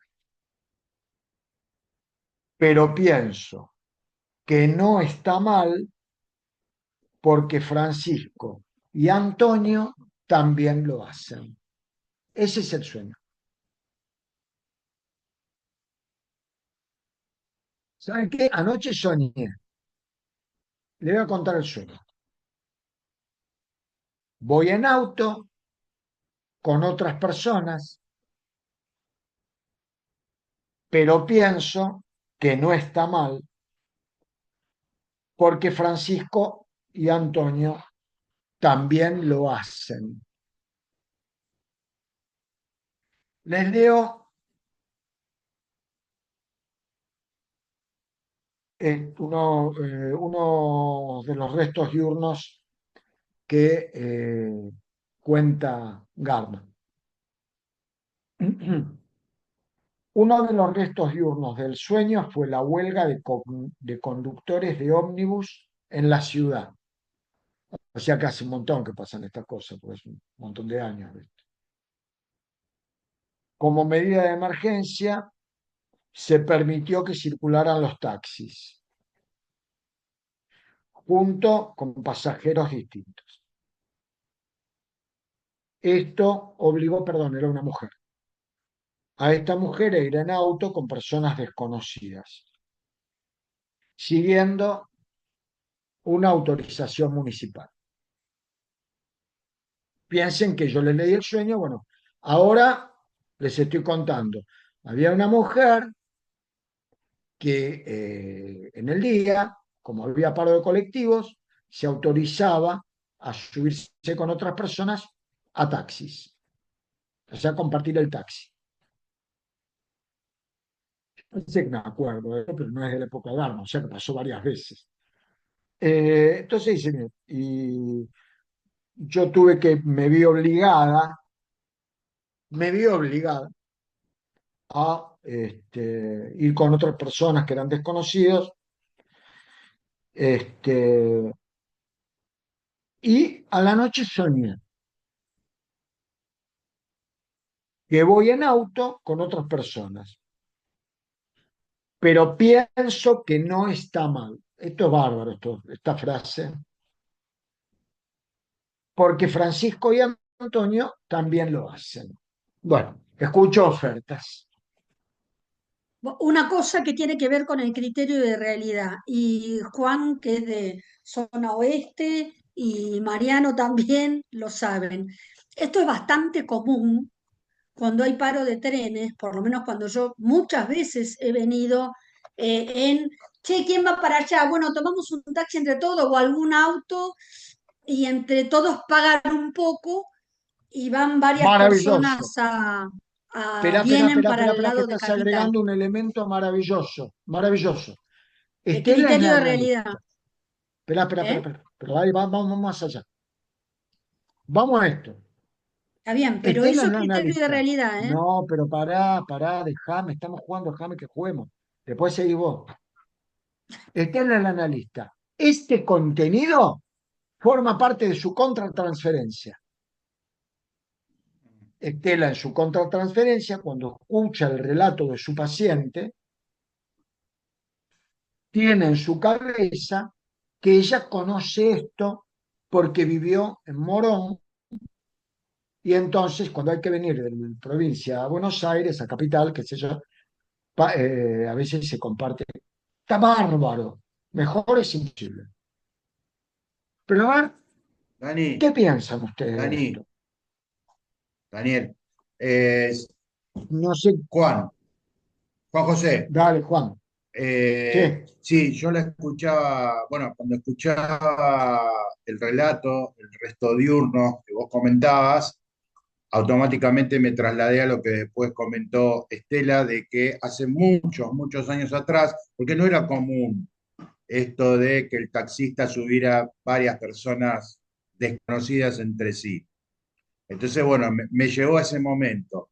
Pero lo que yo pienso del relato, digo, con lo que contaste, digo, hay algo como de la ley ahí, ¿no? Porque ella en un momento nombra lo de la ordenanza municipal y se me mezcla como algo de la ley y algo de lo moral en ese relato, porque dice, bueno, no está tan mal porque lo hace fulano y mengano, ¿no?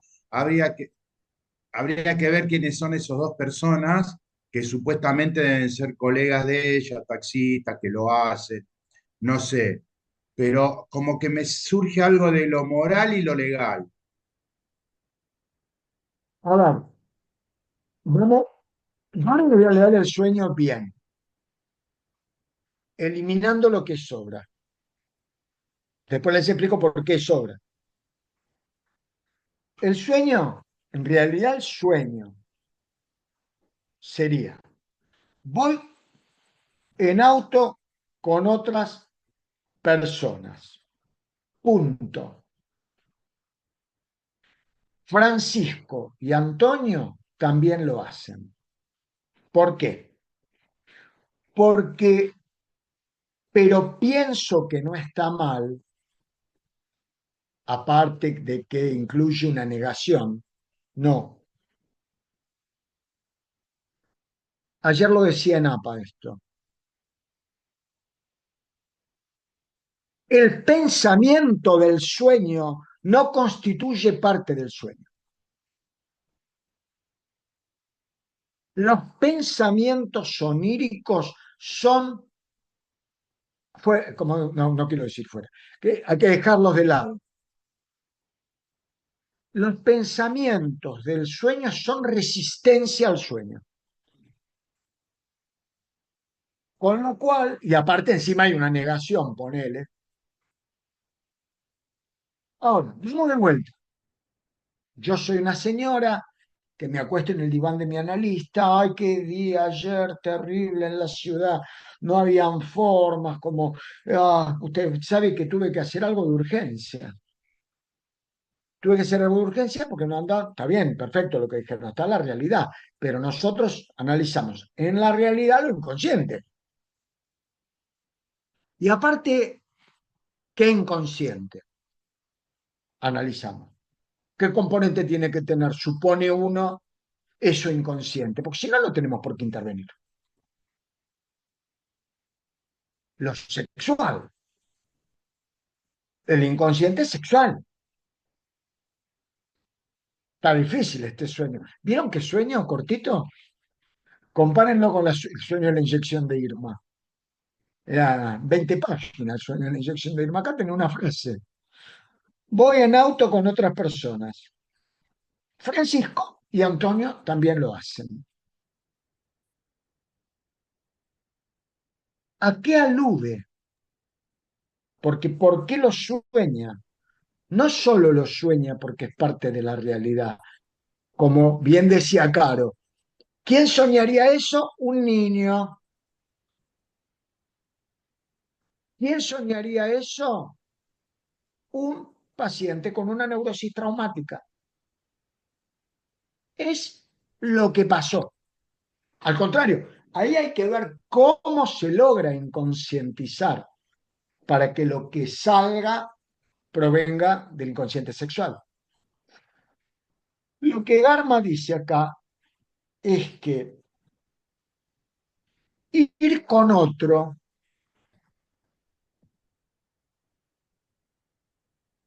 la autorización para ir con otro, muy probablemente, como lo hacen los demás, pueda hacer una alusión al coito. Se puede hacer, yo pude hacer aquello que el hombre hace. Estamos hablando hace 50 años atrás, ahí entra el aspecto moral, qué sé yo, que Juan José.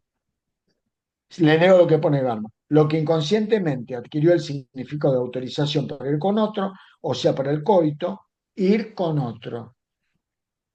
Escucha, escucha, escucha de lo sexual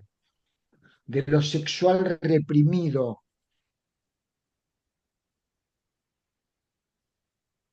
motivándose el sueño.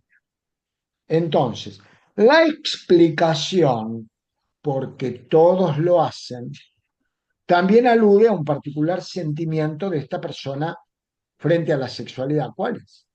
¿Qué sentimiento? El sentimiento de culpa. Bueno, yo lo hago, pero mira papá, mira mamá, que los demás también lo hacen. O la masturbación, pero mira que también los otros lo hacen. Y si esta nena de aquella época, vamos a decir así, esta jovencita, mira que yo también me masturbo, yo también entro, lo meto, la meto, porque los demás también lo hacen. El componente sexual permanentemente presente en... Yo diría fantasía Vamos, sexual del orden de lo heterosexual y lo homosexual también. sí, Porque me parece que el sí, sueño claro. tendría que seguir en asociaciones, pero me parece que hay alto contenido homosexual ahí también. Esto que se mete. Además, hay un componente que Garma no toma en la La ident- interpretación, pero que yo se los quiero decir a ustedes. El taxi, muy habitualmente, cuando los pacientes aluden al taxi, aluden a la transferencia. Sí, Freud lo dice en aluden a su la obra. transferencia, pero también a la transferencia en relación a la aceptación de los contenidos probablemente homosexuales de la paciente también, ¿no? De lo que puede Ah, traer de Luis o de Juan o de no sé quiénes dijo. ¿por qué? Si, ¿Por qué si el, digo? Porque si el analista aceptaría esos contenidos, ¿no? no solo que lo acepta, sino que qué le pasa al analista, porque el taxi tiene cierta similitud con el análisis. Tiene un recorrido, tiene un comienzo, tiene un final, dura un tiempo, van cayendo las fichas, te cobran habitualmente al final del recorrido. Entonces, muchas veces cuando los pacientes sueñan con taxi, es muy común que sea una referencia a la transferencia y ahí lo que por ahí no aparece en esta interpretación de Garma es la cuestión de la transferencia erótica. ¿Por qué? Inclusive algo del orden de lo fraterno, de los hermanos, que serían estos dos que nombran. ¿Por qué si estos dos pueden, yo no puedo? ¿Por qué no podría? Bueno. Y vamos a otro mucho más cortito porque nos queda muy poco tiempo.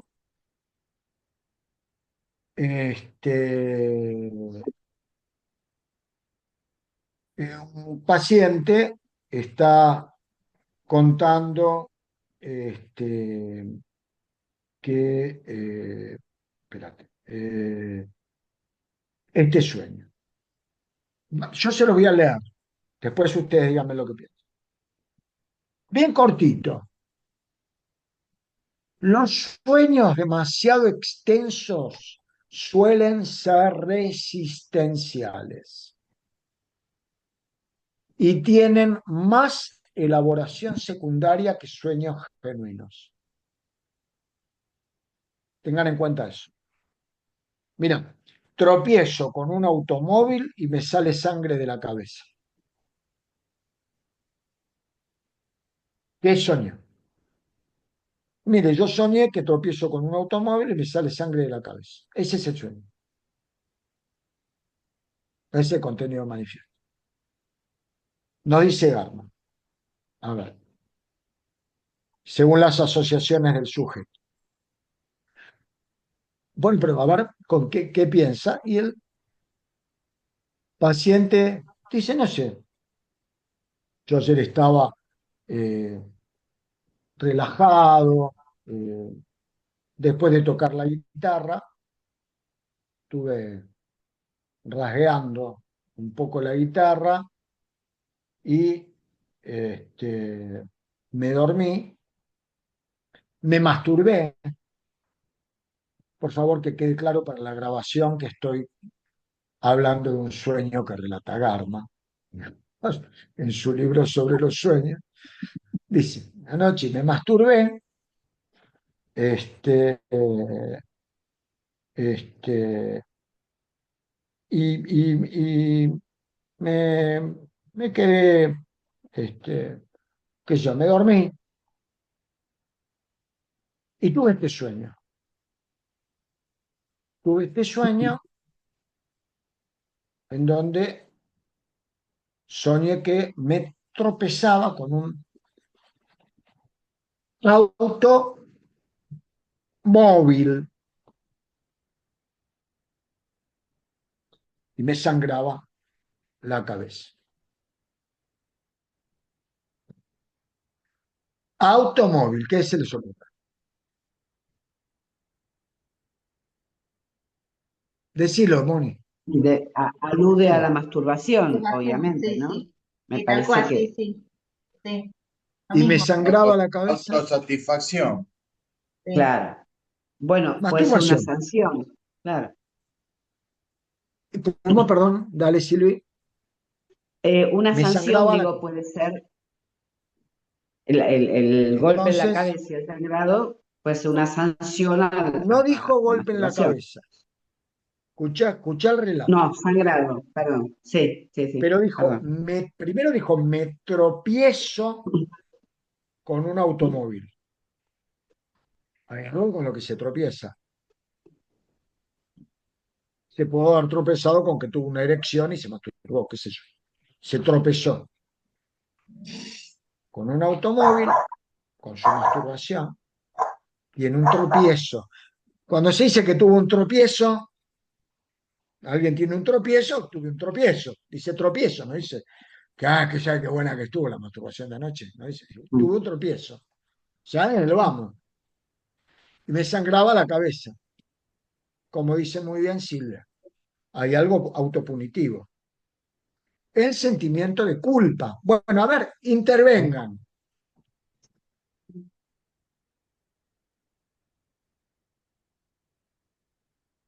Claro, me parece que le sacaste protagonismo a Garma. Yo ¿Por creo qué? que esto también se tiene que pensar en función de la época de Garma. Porque una cosa es si un pibe te dice, ayer me masturbé, me fumé algo y me masturbé. Está bien, Pero seguí, bienvenido me fumé. sea, no hay, no está la represión que estaba en Pero aquella, ¿qué te dice el pará, pibe? en Pero, aquel momento de Garma, en donde la masturbación era mira, se sancionada. fumaba más marihuana que ahora. Escúchame. No se Se fumaba difundía más menos. marihuana de No ahora. había Instagram. Sí. Yo le, Pero, Yo ¿cómo? creo un poco lo que dice Silvia, el sentimiento inconsciente de culpa que lo lleva a sangrar por ese tropiezo masturbatorio. yo Sí. ¿Y? le preguntaría por el tropiezo, porque lo primero que se me ocurrió cuando leíste el sueño es como si el tropiezo con el automóvil hubiera sido como la excusa para masturbarse. Me sonó así, como me tropecé entonces, que me parece que es lo que dice Silvia, no sé, cuando dijo esto del sentimiento inconsciente de culpa, dije, bueno, a lo mejor eso justificó lo otro que era sancionado en la época o mal visto, digamos, como una cosa fue por la otra, digamos, no, porque quería, me gustó, ¿Te tenía termino ganas. el cuento? Dale. Tenía la novia acostada al lado, dormida, y no se atrevió a despertarla para tener un coito. porque decía que no, está en el libro esto, te lo digo porque lo estuve leyendo. Y respecto a lo que dice Estela, hoy, perfecto, el pie, no pasa nada, y me fumé un porro, déjalo hablar. Porque si, por ejemplo, qué pelotudo, puse mal el pie por querer hacer el gol y tengo un esguince terrible que no voy a poder jugar por 20 días al fútbol, a ver si está la culpa o no está la culpa. La Bueno, está época bien, Dani, cambia, está bien, no pero no cambia la la culpa estructura del inconsciente. masturbatoria, Dani. Sí, Ahora, obvio. ahora la cuestión masturbatoria, en primer grado, en ESI de primer grado, hablan con los chicos de esta cuestión. Mucho En la culturalismo. época de Garma Mucho. decía que el que se masturbaba en el que salían pelos en la Sí, sí, mano, no, no, no, Daniel. no, está bien. Ahora, pero a ver, la época cambia y las cuestiones a través de las cuales evacuamos el sentimiento de culpa, también. Bueno, lógico, pero lo masturbatorio ahora es esto. Esto es lo masturbatorio. Pero hacéselo ver al paciente. Pero está bien, pero no está desde el lado del sentimiento de Pará, culpa, dos como en segundos, aquella 2 segundos. época. Pará, Hay que ver el acepto, contexto cultural también. acepto el desafío. Acepto el desafío. Esto es lo masturbatorio, ¿sí? ¿Sí? No sabe lo que me pasó el otro día. Caminando como un boludo, se me cayó en una zanja. El celular se me hizo pelota. Perdón, lo voy a decir feo a propósito, ¿eh? Se me hizo concha. Bueno, gracias, Caro. La verdad, magnífica. Muy bueno, Caro, muy La clase, bueno, buenísimo estuvo. Aparte muy interesante, excelente. muy divertido, además, porque Garma es jugoso y hay que llevarlo bien. Vos lo pudiste, me parece, Perdón, sacar bien ¿quién la era esencia. que me ayudaba con Pichón Otra Rivier? cosita quiero decir, perdón, una cosita Ya más estamos nomás. fuera de hora, como me Estamos decías fuera de vos. hora, una cosita nomás. También es resistencial cuando un paciente, o puede llegar a ser resistencial, cuando un paciente sabe, porque sabe que al analista le gustan los sueños, entonces todas las sesiones trae sueños para el analista, Siempre. para dejarlo contento al analista e impedirle al analista que pueda interpretar otras Muy cosas. bien. Sí, Esto eso es está muy fundamental, ¿eh? bueno. Ujú, está muy bueno, a mí me pasa, sí, sí. De que vos decís, bueno, basta ya con los sueños, a ver qué me tenés que contar. Claro, son 10 sueños doctora, tengo 10 Claro, sueños. todos los días, todo el tiempo, Hoy no sueño, vamos a sueño, poder con todos, le digo yo. Así que cuéntenme dos Mire, y yo le voy vamos a decir a una ver. cosa. Yo le voy a decir una cosa. Hay dos cosas que los pacientes saben que nos interesan a los analistas.